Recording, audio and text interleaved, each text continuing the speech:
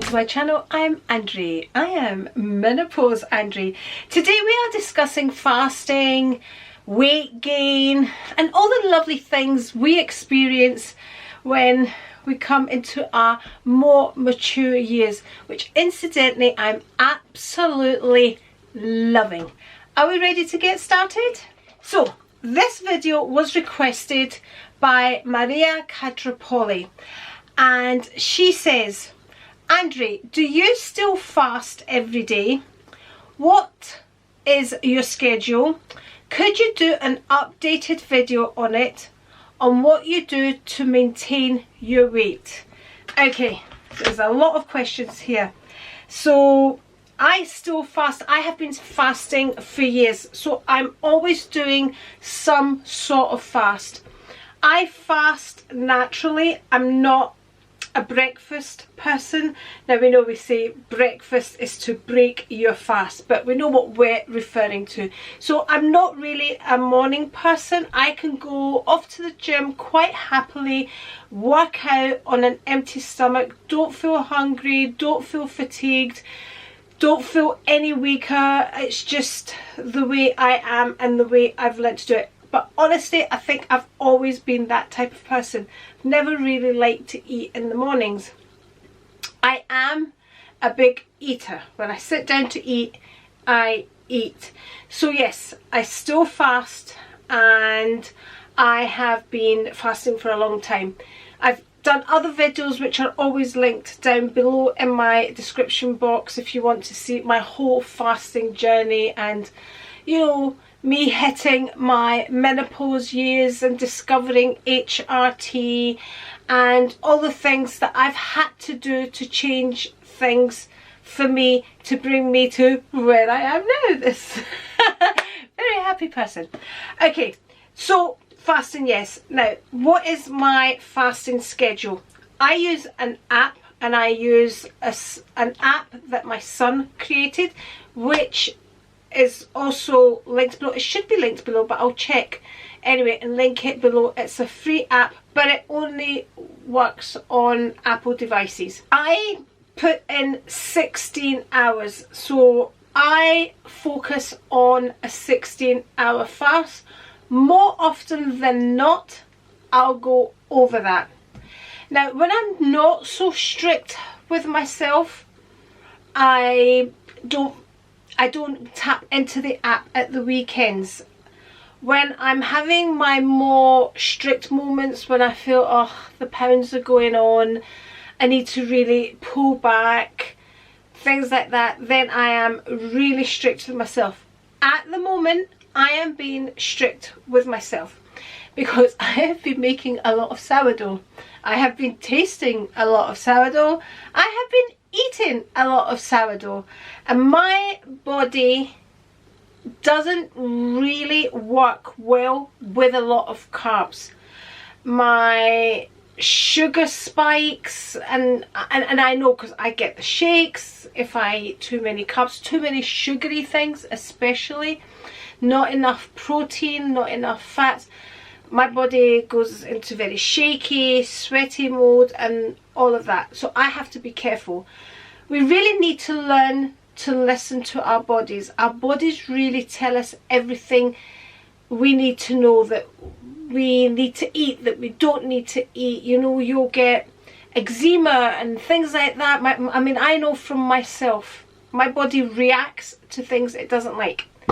Incidentally, I am not an expert on any of this, okay? I am just talking through my own experiences. I'm not in the medical field. I'm not a dietitian. My only experience on these things are what has worked for me. And I'm just sharing that with you because I was asked to. Okay, so at the moment I'm being more strict than I usually am. So I'm keeping my carbs to a minimum. I'm really trying my best to keep them to a minimum. And honestly and truthfully, that really, really works for me. But although my body likes that, me as a person, you know, I love sugary things. I don't sit to eating like milk chocolate or anything like that. That's, if I'm going to eat a chocolate now, I'll eat dark chocolate. I'll make up little treats with dates and things, but at the moment, because I'm keeping my carbs low, I'm not eating dates or anything like that. So basically, how I maintain my weight is I have to be strict with myself. There's no easy way of doing it. You either restrict your calories, which is how these GLP1 injections work. You're basically restricting the amount of food that you're eating. You don't feel hungry, you don't eat, you lose weight.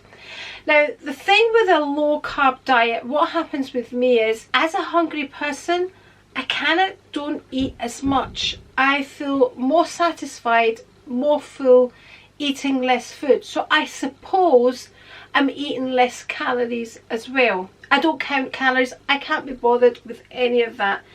Counting calories, counting macros, counting all this. When I say I keep my carbs low, when you're doing like a keto diet, you're supposed to keep your carbohydrates under 20. I honestly, I can't be bothered with that. I even downloaded the Fitness Pal and it's like too much work for me. No. So I just kind of know what you are allowed to eat and what you're not allowed to eat in a keto diet, and that's what I do. I know what fruit and veg I can eat with my protein. I don't focus, I know with these types of diets, when it's low carbs, you're supposed to have high fats. That's my husband texting me probably to tell me dinner is ready. And then of course my daughter-in-law, yeah, food's ready.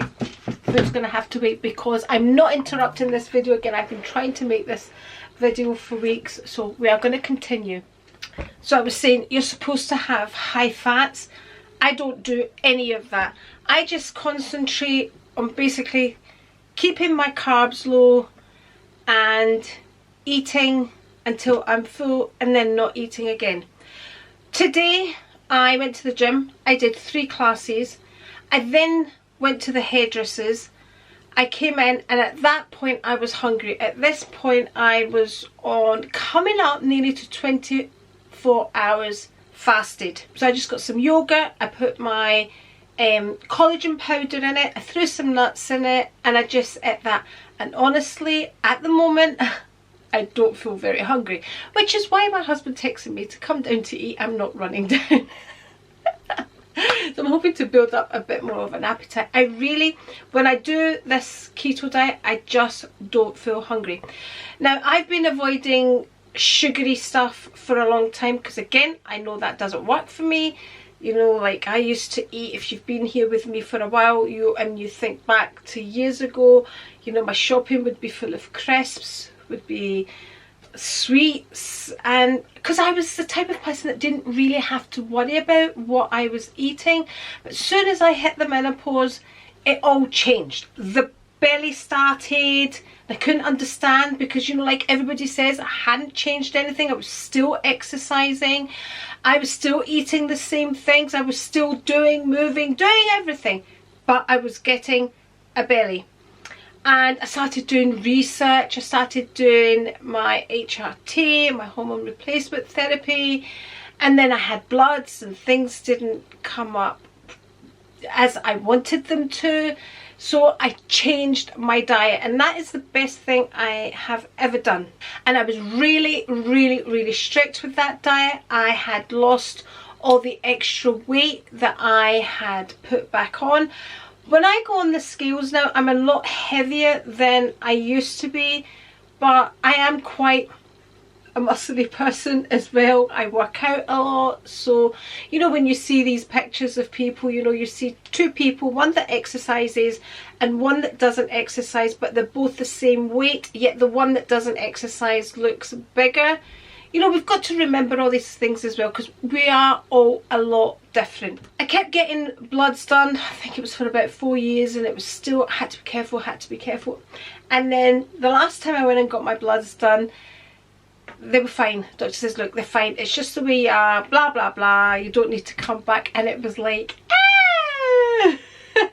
I didn't quite go back to how I used to eat, but I wasn't as strict with myself. So it would be like, oh, those crisps from Marks and Spencer's that are just fried in olive oil are fine, but that's a carb, okay? And people, I'm not that person that can take one crisp, especially when they're as delicious as those Marks and Spencer's crisps, one crisp and be satisfied. No, people. And carbs are not designed that way. Carbs are designed that one is never enough. That's the thing with carbs. That's what I find with me. I'm never really truly satisfied. Might be satisfied for an hour or so, and then I find myself going back looking for something else. Whereas if I took some cheese, some yogurt or something like that, I find these things satisfy me a lot more. So at the moment, right now, I'm being careful again, and it doesn't take long for me to kind of lose the weight once I keep my carbs very low.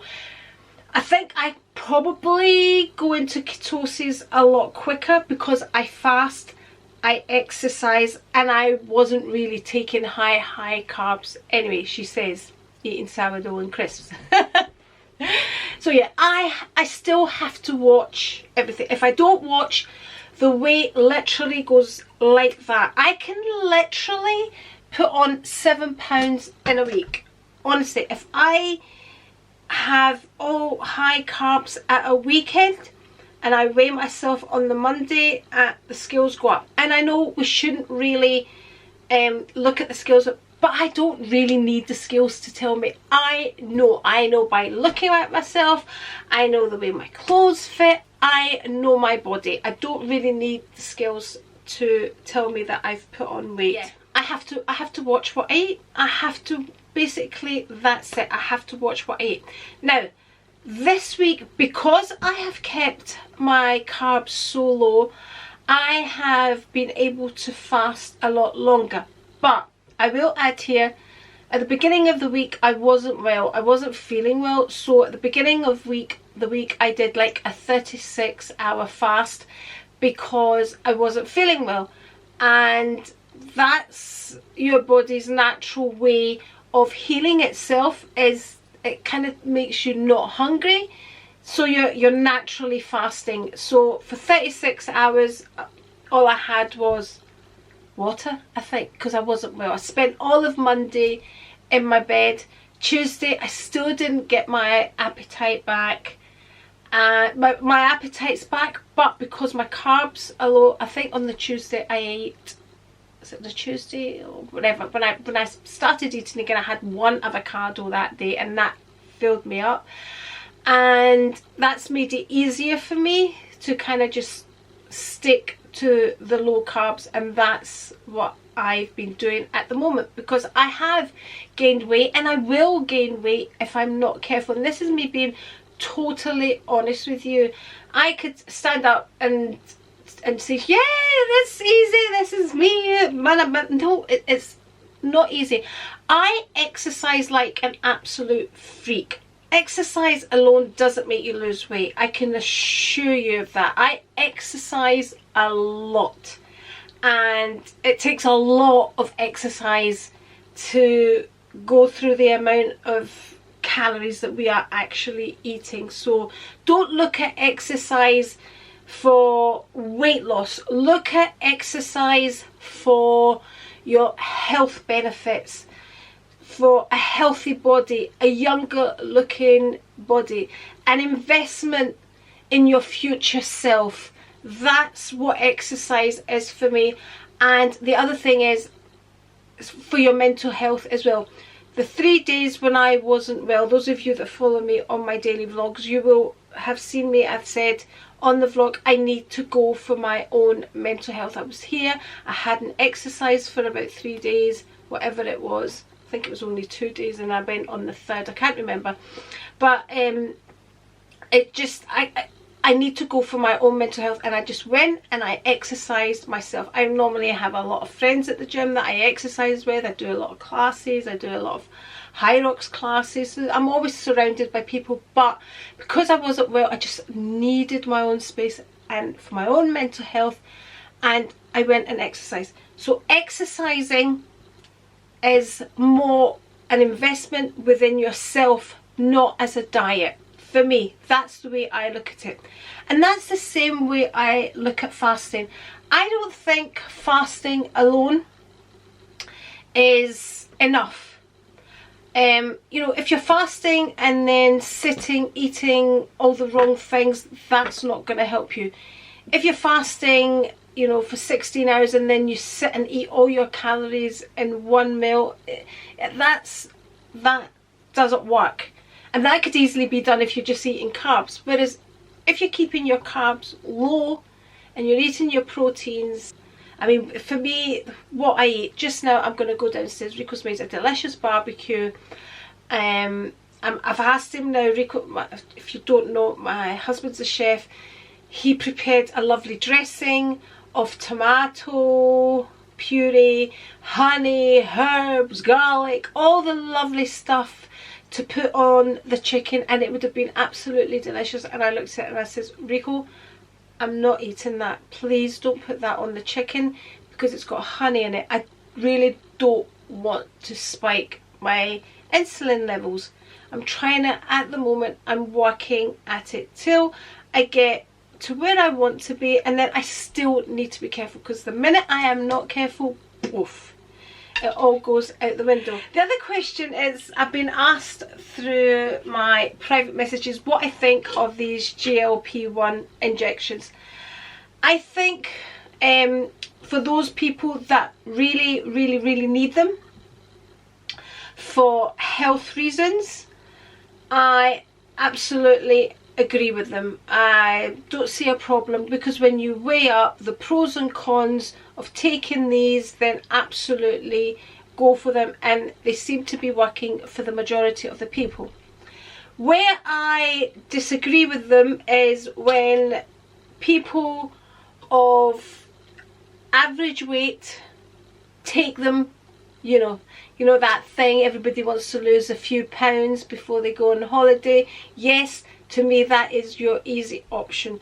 Do some work, cut out some of your calories, you know, and you could lose your weight. But I'm not talking about those people that are obese and they need them. I've encouraged many friends who are obese to take them, because, you know, they try things, and we all know how hard it is to lose weight. We absolutely all know that. But, you know, if it's a few pounds, I don't think you should be on these things. You shouldn't be taking the risk of adding these extra hormones. And I know these are hormones that our body already makes, but I wouldn't be doing anything like that to lose the extra pounds. Do a wee bit of work yourself, which you can do to lose those few extra pounds. A stone, you know, do the work. Don't take an injection. That's where I disagree with them. So that's my thoughts on the GP, whatever they're called. We all know the Before I end the video, let me also share with you which vitamins I take and why I take them. Now, I'm a great believer you should be getting your vitamins from your natural sources, i.e. your foods, the sunlight. Our body makes its own hormones. There comes a stage when our body is no longer making enough hormones that we need, because we are now living longer, and you know, we need the hormones to like this. Okay, so one hormone that I take is estrogen, and the reason I only take estrogen is because I don't have a womb, because I had a hysterectomy in my 30s, and I don't require progesterone. The reason you normally take progesterone on HRT is to protect your womb. I don't have a womb, so I don't need progesterone. My doctor doesn't seem to think I need progesterone, so I don't take progesterone. I only take estrogen. The other hormone you can take, but it's not prescribed over here, you have to go privately, is testosterone. But again, that has its own side effects as well. And some women take it for libido, but apparently it only kind of just slightly makes your libido better. But anyway, these are things that you need to discuss with your own medical practitioner. Like I said, I am not a medical expert, so yeah, this is what I take and these are the reasons I take them for me, because we are all very, very different.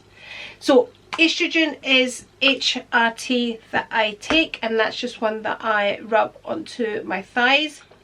I take vitamin D, again, good for so many things, your bones, your immune system, lots and lots of reasons why to take vitamin D. We live in Scotland and we don't see the sun too often, so like today it is absolutely roasting, and you can probably see I am breaking into a sweat because I'm sitting in front of a light, the window's closed. Anyway, so I'm not going to take my vitamin D today, but on the non-sunny days I take my vitamin D. The other supplement I take is magnesium, and this really does help me with sleep. But I initially started taking magnesium because I get a lot of calf cramps and ab cramps as well, and I find magnesium helps.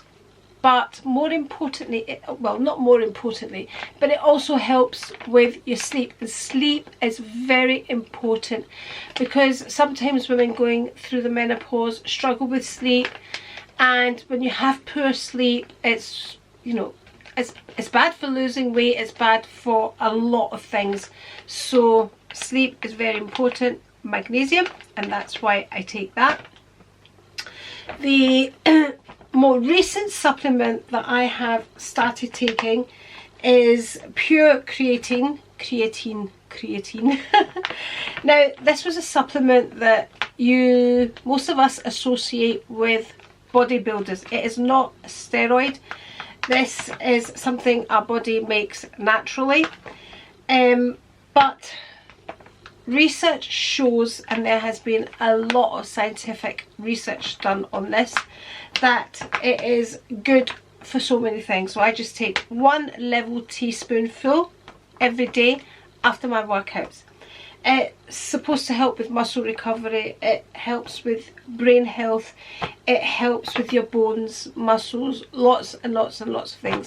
Like I would say, you need to go and do your own research. I'm just telling you these things, then it's up to you to go and research it and find out if it will work for you by asking your doctor's advice. Now, there are many mixed reviews about this supplement, creatine, that people with kidney problems shouldn't be taking it. I've seen things online where it says it can affect your kidneys if you have severe kidney problems, and I've seen a lot of research says that it doesn't. Again, go talk to your doctor, ask your doctor if it's okay for you to take this, because this has a lot of health benefits. The other thing I take is my collagen.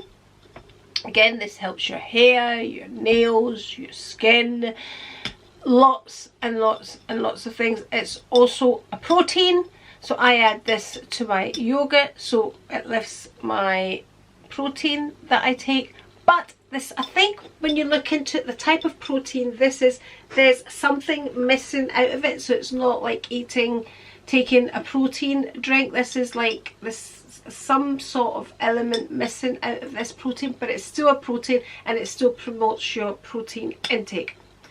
So these are the supplements I take. Looking at them, it looks a lot for somebody that doesn't believe in taking supplements, but these are all things that my body makes naturally and I'm now lacking in, so I'm having to add them in, and it's not things that I can easily get out of my diet. And I think if you take too much of certain vitamins, you just pee them out. Again, do your own research.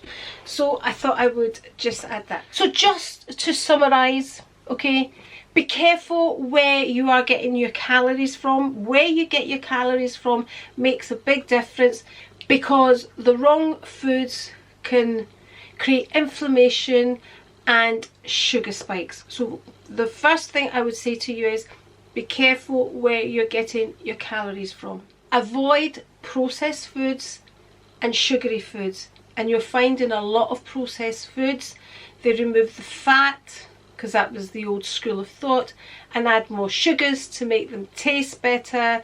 You know, if it doesn't look like real food, whole food, avoid it. Me, I wouldn't touch all these things that come in packets and things. And read your labels. I am that person.